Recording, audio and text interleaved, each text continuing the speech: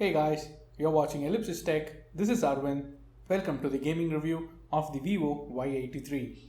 With the MediaTek P22 processor and Power VR GPU, can it really handle heavy games, or will the 720p lower resolution display come to its rescue? Let's find out in this video. We have about 6 games that we're gonna play, and starting with the lightest game, that is the Subway Surfers, we'll move on to all the heavy games in the line. And by the way, I'm recording this video in 1080p at 60 fps so that you guys can check the smoothness of the gaming. This game is the lightest game that we have on our list today, and it seems to be playing very well, and I don't have any problems or glitches. And I think it also plays at 60 fps constant without any glitch or any animation changes. So no problems playing this game. Even the controls feel nice, and the touch response also is quite good. So as you can see, I can play it very well, no problems whatsoever. So this being a light game, so we will manage to have it at 60 fps and keep it smooth. Let's find out if this trend holds good for the other games as well.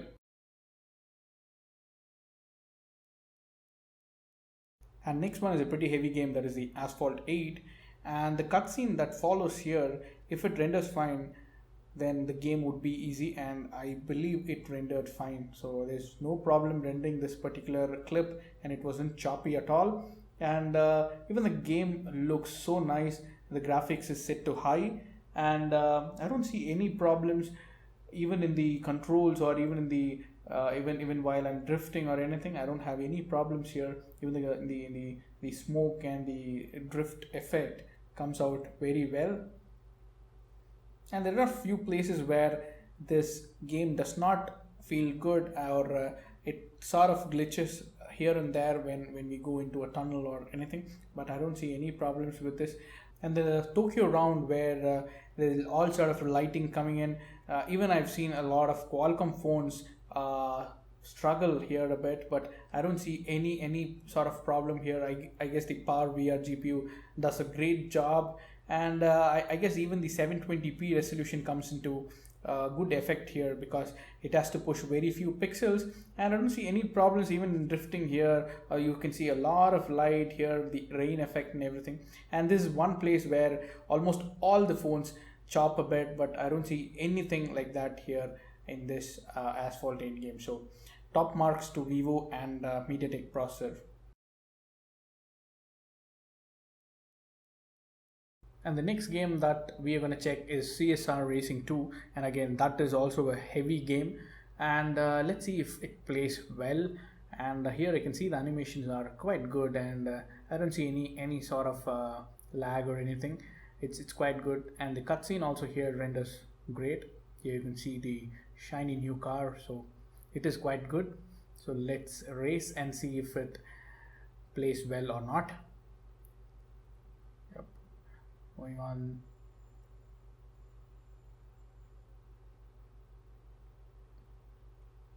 I perfectly don't see any problems with this. This is a perfect gaming phone is all I can say. I didn't expect this phone to perform this well, and I honestly had no hopes on the MediaTek processor, but this is the first MediaTek processor I've used, and it works fantastic.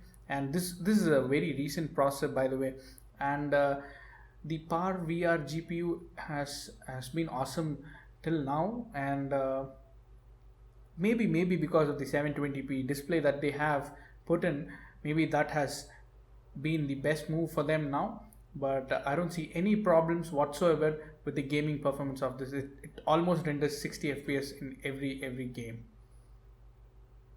And then moving on to Riptide GP2, this is again a demanding game, a power demanding game, and here you can see a lot of water splashes and water effects going on, and there is absolutely no problem for this phone to render this game. It is quite smooth, and I should say it's probably around 50 to 60 fps, and no problems whatsoever.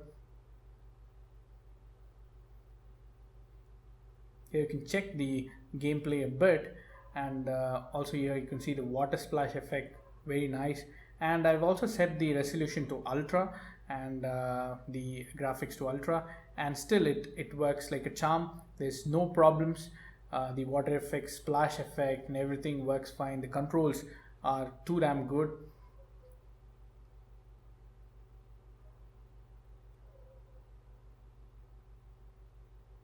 So I guess they should market it as a gaming phone rather than a camera phone at this point now.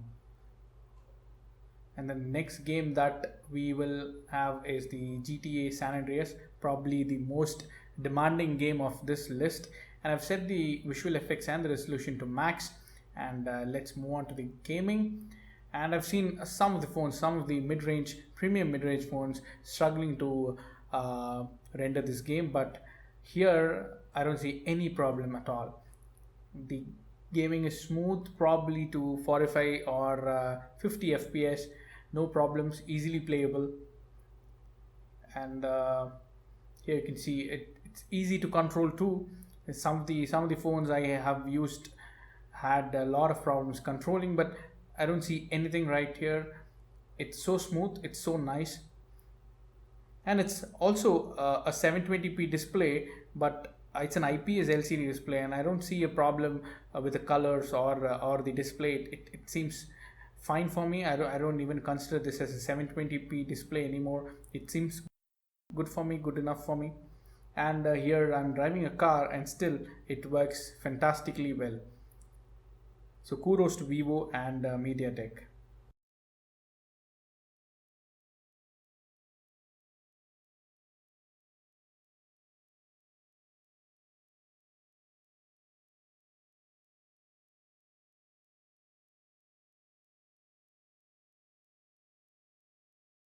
And the next game that we have is Infinity Ops, and this is one of the games where you have to use your internet connection. It will strongly require your internet connection, as well as the game also is graphically demanding a bit. So this is kind of a game which needs your CPU and GPU to act together, and puts it all on both of them.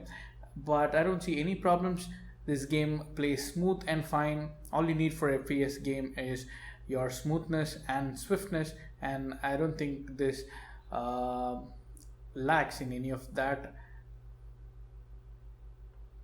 And we have been playing almost for about 30 minutes, and we have played 6 games totally, I believe. And there's absolutely no heating. There's totally no heating, and I'm able to play it easily without any stress. I don't see the GPU stressed, so I don't see any slowdowns as well. So it's really a great gaming phone is what I say. It does not look that way in paper, but it is absolutely a great gaming phone. And next we'll check the memory management of this phone. This phone has about 4 GB of RAM, and today we're gonna test about 15 apps and 2 games. And let's start with the dialer, and let's close it. And then there's the Twitter, and then Chrome, and the camera. We'll move on to Play Store, and then the Asphalt 8 game. And this is a resource heavy game, so let's see if it holds good after all our apps and games are loaded. Once it's loaded, yes, and we'll move on to the calculator. Bluemail, it's a email client. Settings app. Outlook, works fine. And then the Subway Surfers, this is fairly a small game. Let's wait for it to load up.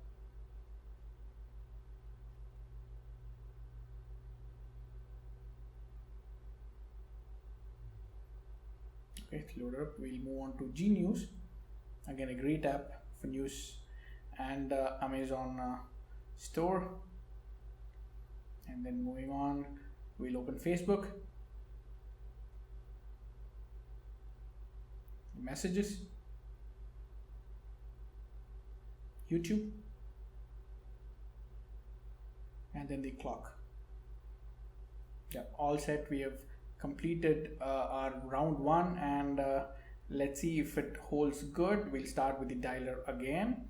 Yes, the dialer is fine. We'll go to Twitter also fine, and yes, everything is fine up till now. Play Store also is in memory.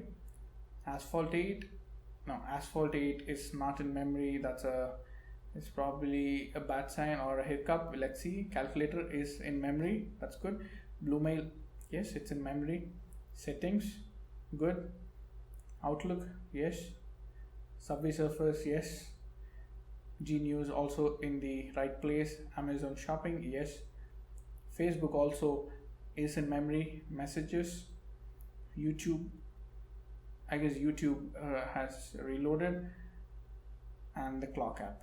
Okay, so we have about 2 apps that reload one game and an app. And even during regular use, I don't find the apps reloading now and then.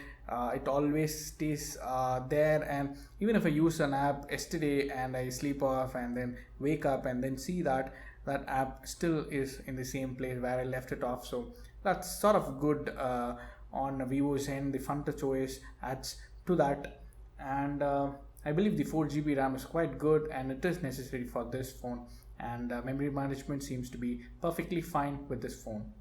And with multitasking, I guess this phone works great. I can use 2 apps at once, and even resize the apps a bit. I don't have any problems or performance issues with this phone. So I guess all in all, the CPU and GPU combo is amazing, and they should probably market this phone as a gaming phone or a all-round performance phone. It's absolutely great to have this phone as a performance device or a gaming device. So there you have it, guys. This phone is a top-notch phone for performance and gaming. So I'll do an in-depth comparison between the Note 5 Pro and this phone to see which one comes on top. And that's all I have for today. This is Arvind signing off. Adios.